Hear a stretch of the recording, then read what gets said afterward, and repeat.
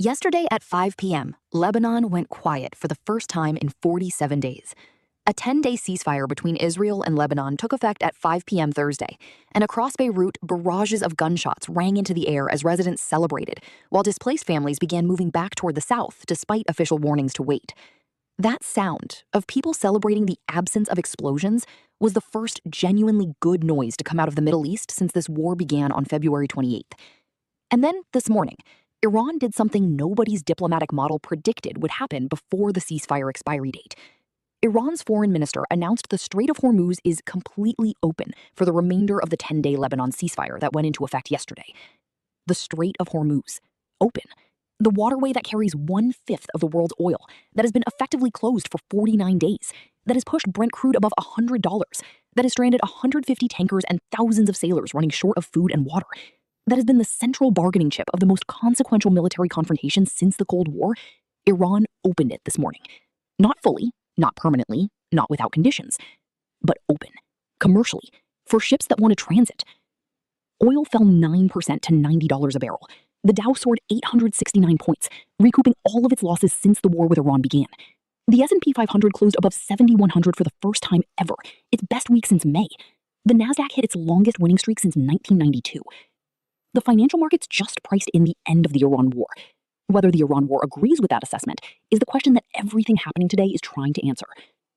Because here is what happened next. Trump cheered the reopening of the strait, but said the U.S. naval blockade on Iranian ports would remain in full force until such time as our transaction with Iran is 100% complete. Iran opened the strait. Trump kept the blockade. And Iran's parliament speaker, Mohammad Bagher Ghalibaf, said Iran would close the Strait of Hormuz again if the U.S. maintained the blockade. This is Friday, April 18th, 2026, day 49 of the Iran war. The most productive 24-hour stretch of diplomacy since the whole thing started, and simultaneously the most structurally confused. Lebanon has a ceasefire.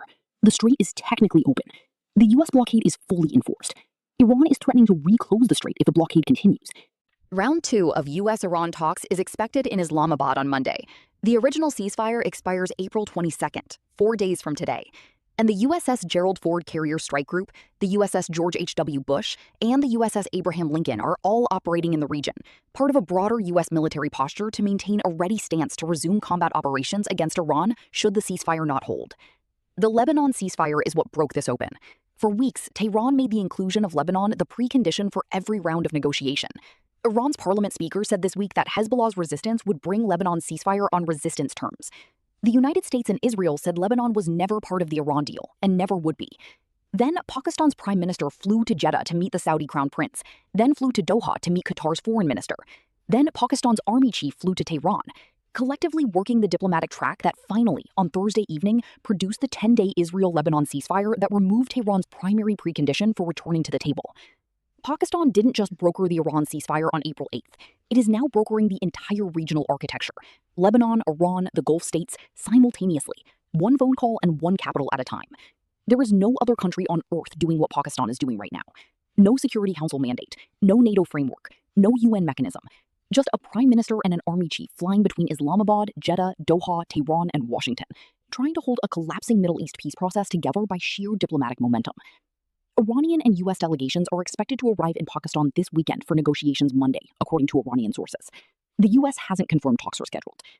The U.S. hasn't confirmed. Iran has. The same gap, one side ready to talk, the other not confirming, that defined every previous round of this negotiation from Muscat to Islamabad is defining this one too. But the difference today is the strait is open.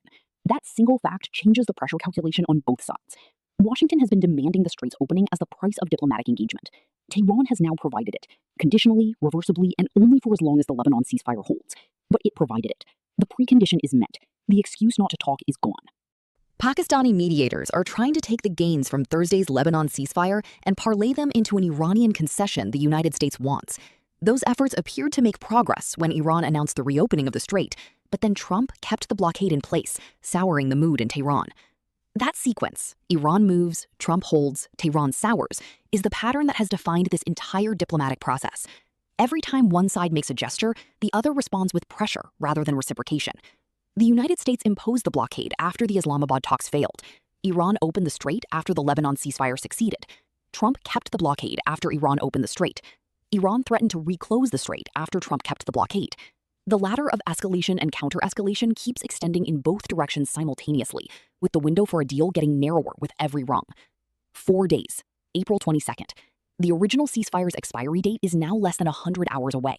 If Monday's round 2 talks happen and produce a framework, not a final deal, not a signed agreement, but a framework convincing enough for both sides to extend the ceasefire, then the war is over in any practical sense. If Monday's talks collapse the way Islamabad collapsed, or if they don't happen at all because the US never confirms and the Iranian delegation never boards the plane, then the United States faces a decision on April 22nd about whether to resume one of the most intensive air campaigns in modern history against a country whose foreign minister just opened the strait and whose civilians are watching gunshot celebrations in Beirut on their phones. Defense Secretary Pete Hegseth said this week the US is locked and loaded for renewed combat. 3 carrier strike groups are in the theater. The S&P 500 just hit an all-time record high on hopes the war is ending. The IMF warned that even if the strait opens tomorrow, the energy disruption has done damage to the global economy that will take months to repair. Europe has 6 weeks of jet fuel left, according to the IEA chief.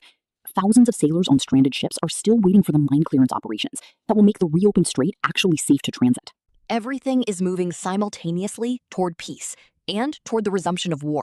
And the only thing separating those two outcomes is whether Vance boards a plane to Islamabad this weekend, and whether Iran's delegation meets him there on Monday, and whether in those rooms, the one word that has never been agreed on finally gets said: no nuclear weapon. Not as a framework, not as a future aspiration, as a binding commitment that the United States can verify and the IAEA can inspect and the Senate can ratify. That is the word. That has always been the word.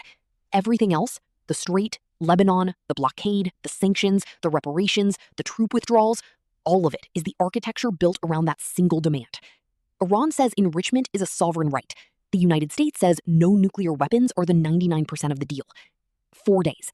Monday's talks, 3 carrier strike groups, an open strait, a kept blockade, a 10-day Lebanon truce that Hezbollah hasn't formally accepted, and a stock market that just hit an all-time high, betting that 2 countries who have been enemies for 47 years can close a gap that has survived assassinations, drone swarms, ballistic missiles, submarine torpedoes, 21 hours of direct negotiation, a naval blockade, and 3 rounds of ceasefire threats.